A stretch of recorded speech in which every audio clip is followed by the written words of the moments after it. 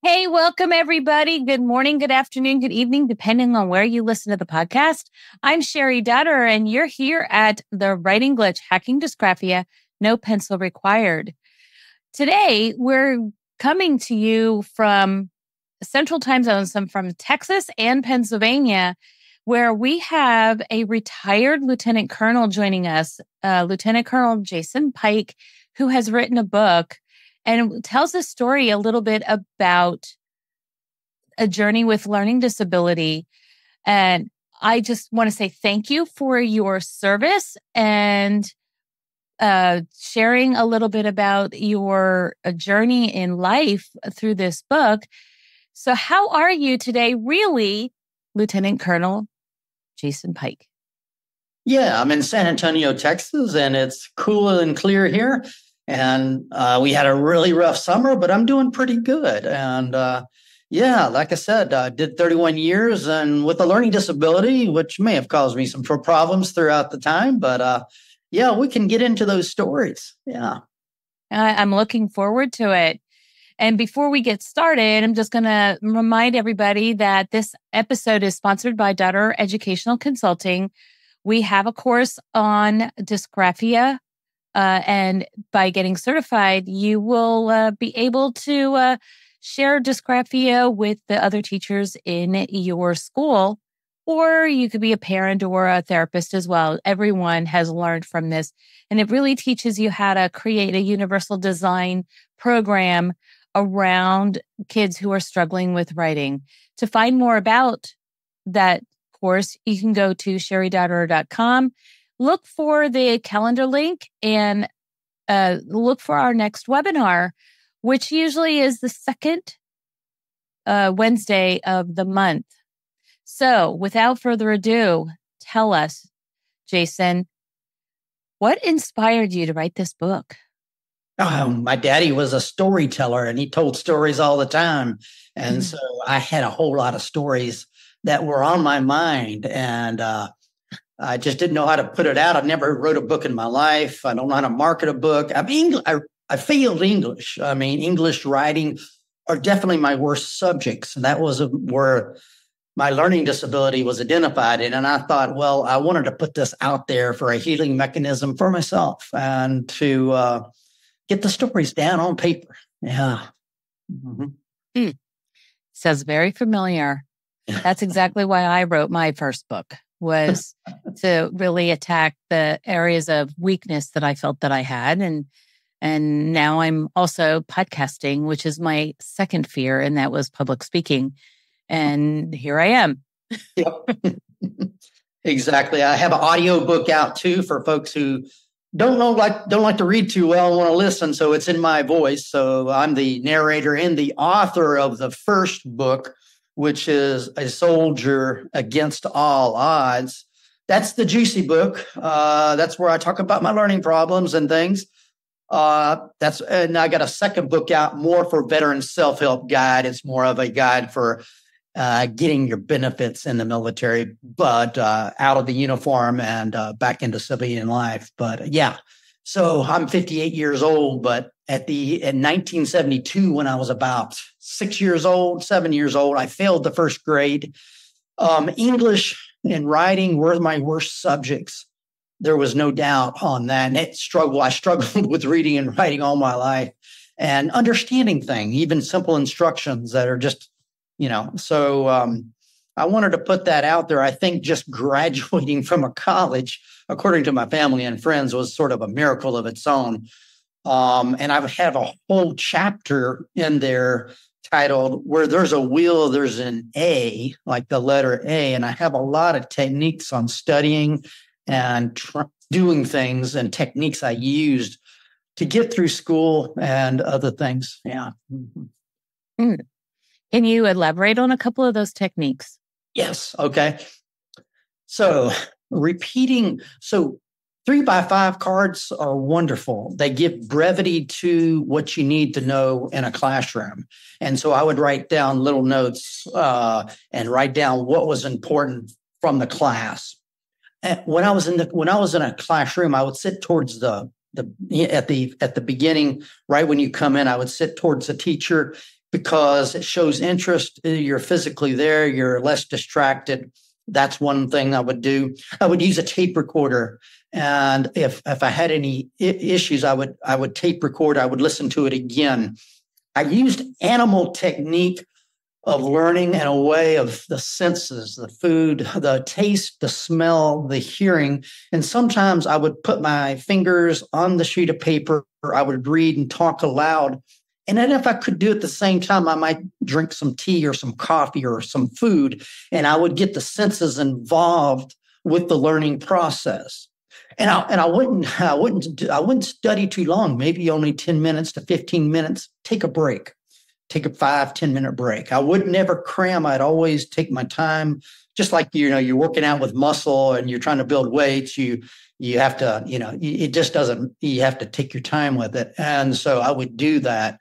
And it was more of a slow, methodical process. I didn't ever cram for anything. And so I would just plan ahead. I did a lot of planning ahead. I learned how, in the book, I have the 5 P's. Prior planning prevents poor performance. And they would say, my last name is Pike. Pike's doing the 5 P's, and I would plan in advance. And I'm pretty good on that. I'm pretty good on a calendar, pretty good at looking out and seeing what I need to do to get to that objective. So I have a whole lot of good techniques on there. And a lot of people think, well, I have no time to study. I don't have time to study. You have to drive a lot. And then you have to drive to class. You have to drive back. You got to drive to work. Well, those recording devices, even in the 80s, I'd get a little tape recorder and I would just listen. And I would listen to myself talk or the teacher talk. And that wouldn't be another way of using and I use my time wisely. So I've got that chapter in there. Now, see, where there's a will, there's an A. I got that from a tape from the 80s, from the 1980s, a long time ago. It's just basically, most educators probably know they just study techniques that I didn't have. And I was one of those people that really needed that. Yeah. So you learned your study techniques by listening to others share study techniques. Yeah, exactly. So what I didn't pick it up in high school on the techniques. I pretty much had to get a tape before going to college and then apply that tape. You may have many techniques out there, but some people may only pick up a few things that are good for them. And but you give you show them the whole toolbox, and then allow them to take the tools or practice with tools that work for them. And I just, those are just a few of them that worked for me, but there may be a bigger toolbox out there that they can use and take from. And, I may have had dyslexia. The term dyslexia in the 70s was thrown around.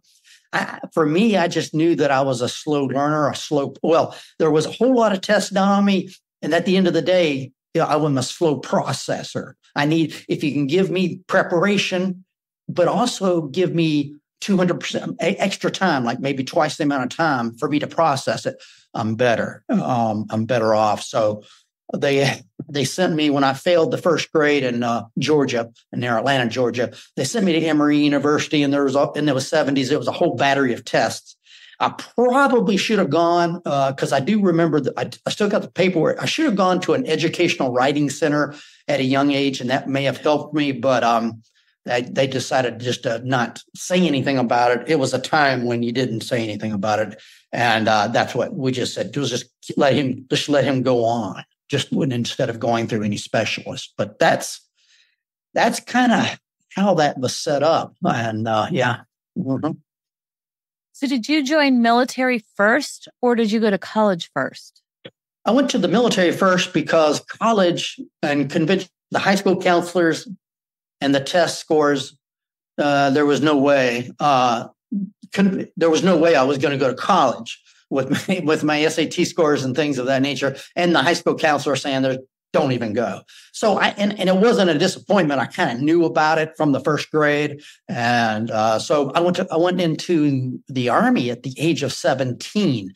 I was still in high school. I did not have a high school diploma because I had failed the first grade. And And it was a reserve force. So I came back into 12th grade high school with already a whole lot of training in the military done already through that summer. I did 3 months. So between my junior and senior year. And so I went there first. And when I came out and when I graduated, bottom line short, it was a hard time for me to be able to get through that. But when I got through that, I had developed a whole lot of self-confidence. That's where I thought I could do a whole lot more. At the young age of 18, I just didn't know how I was going to do it, because I'm sitting here thinking, I just went through all this and I think I can do a whole lot more. And even though the counselors and the teachers say I can't, I feel that I can. And I don't know how I'm going to do it. But eventually I did go to college. I got 2 master's degrees and a bachelor's degree.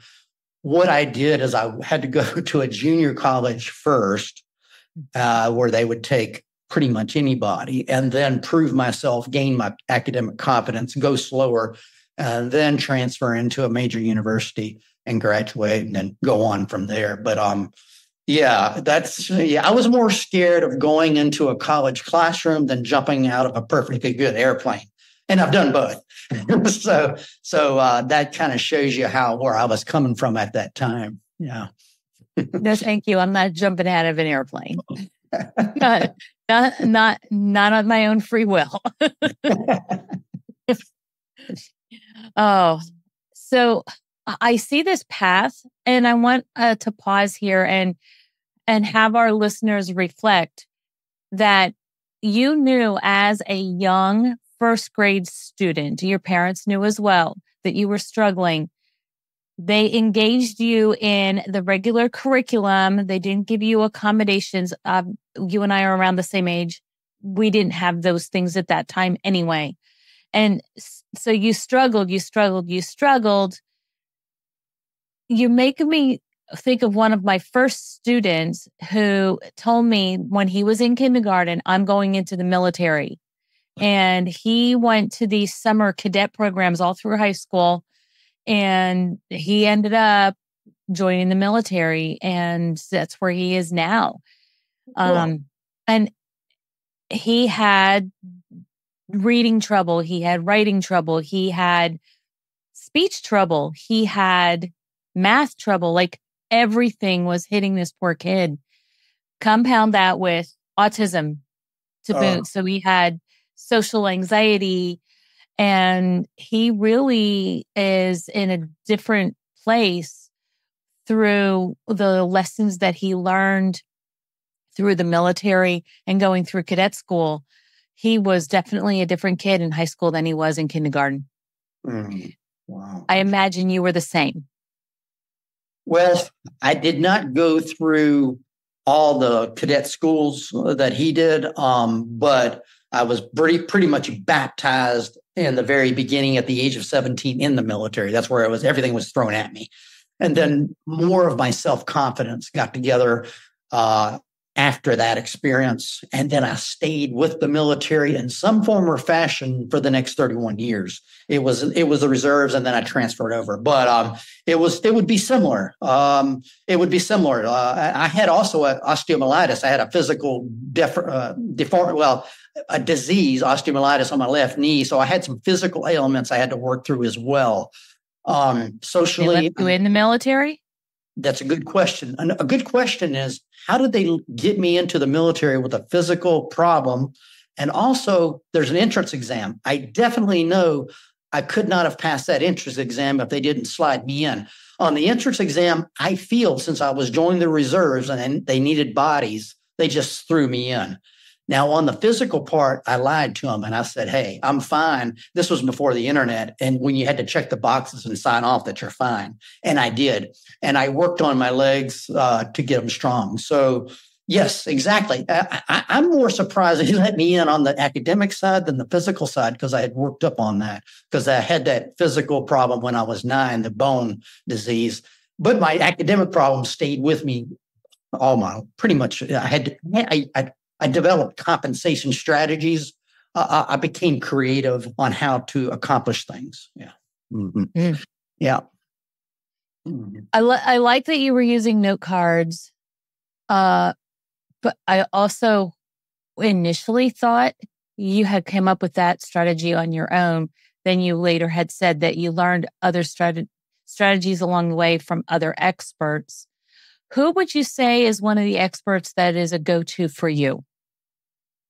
For a go-to for learning how to study, what kind of authors do you like to read about? Well, really, I stuck with the basics of a tape, and it may be a book out now on where there's a will, there's an A. It was John Ritter, who was a commercial guy from maybe an actor from years ago. He initially did the tape. Are you talking about John Ritter from Three's Company or a different John Ritter? That's the same guy from Three's. Okay.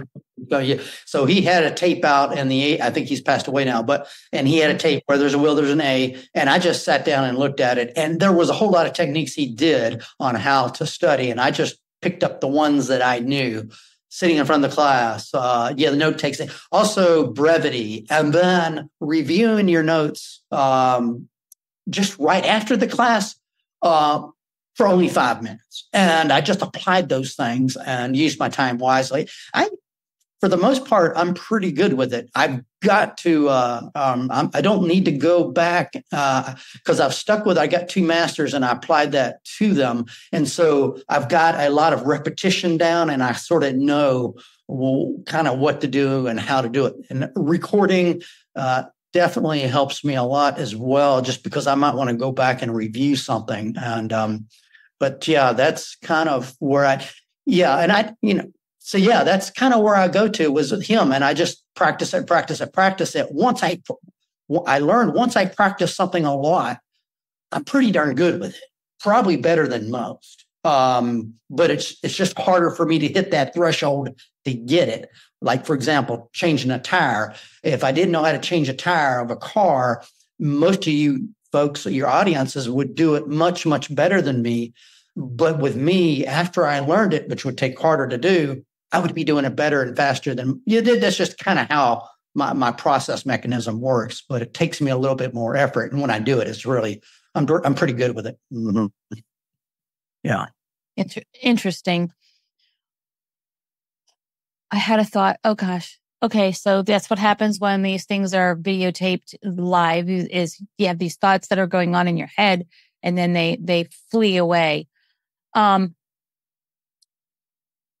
What advice do you have for parents for kids who have either reading, writing, or math trouble? What advice do you have for that parent that's out there?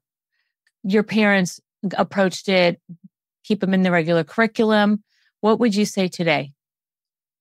Well, first of all, don't label them, don't put them down, don't criticize them at all. Mine didn't. There was a few times, but allow them the space and the time that they need to do.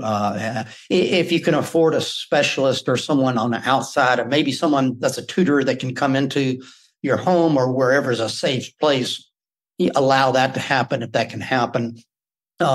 If you can't afford it, maybe extra time after school with some folks, but allow them to have the space and allow them to grow. And I think my parents did it pretty well. They just allowed me to grow. They didn't have any expectations on me. They didn't expect me at all. Other kids, my siblings, they had expectations. And for me, the liberating time was just allowing. They just said, well, just let him go. In a way, that's bad. I'm saying there's no expectations. But for me, it was a way for me to develop and without any restraints. So that's what I thought was pretty cool. Mm-hmm. Interesting. So your parents did give you the space that you needed to learn. You found a person to focus on their techniques and utilize their techniques. There are so many people out there that are sharing techniques on improving memory today. But it's interesting that you talked about John Ritter because him being an actor, he needed to be able to learn how to immerse himself into that role, repeating it, hearing it auditory. I know what I was going to say earlier is my reading comprehension has gotten much better now that I am listening and have Audible, so I can listen to the books. I can see it and I can read it, and they're synced together. I'm comprehending better than I ever did when I was in high school. So that's another thing that with kids with disabilities, there's things like Learning Ally and other resources out there that kids with disabilities can get free audio versions of books. There's also a lot of their textbooks. You can create an audio, they have audio versions. So as I'm reflecting upon what you're saying, I'm also trying to relate it back to the kids and what parents can do to access today. So I appreciate everything that you've done. Thank you for your service. Is there anything else that you'd like to add to today's conversation? Not really, other than the book, Soldier Against All Odds, is about a guy who had a learning problem and a lot of problems, who made it through 31 years. It's on audio. You can get me through jasonpike.org, jasonpike.org. The 2 books are there, and inspirational things as well. It's on Amazon as well. But really, it's a survival. I survived, and I defied a lot of odds, and learning disabilities was one of them. So, but yeah, that's basically what I got for you. Lovely. This has been Sherry Dutter from the Writing Glitch podcast. We publish these episodes on the second and Tuesday of every month. So I look forward to seeing you at the next episode. Do me a favor, write a review, subscribe to the podcast. And if you want to hear any interventions, we do masterclasses once a month. So look on my website for those. Remember, you were put here for such a time as this. And thank you for Sam C Productions for doing the post-production of this podcast.